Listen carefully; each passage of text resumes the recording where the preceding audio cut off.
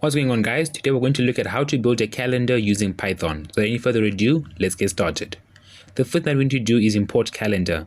Next, we're going to create a print statement, and in this print statement we're going to have calendar.month. Then inside of these parentheses we're going to have our different arguments. The first argument is going to be the year, and our second argument is going to be the month. For this example, let's say the year is 2023, and for the month, let's keep it simple and let's go with 1. Now when we run the program, down here you'll see that it prints out our calendar January 2023. Now let's make this program a bit more interesting. Let's have the user input the year and month instead of presetting them. So up here I'm going to create a variable and I'm going to call it year, and I'm going to set it to input. And in these parentheses I'm going to say enter a year. Then we're going to create another variable, and this time we're going to call it month. I'm going to set it to input, enter a month.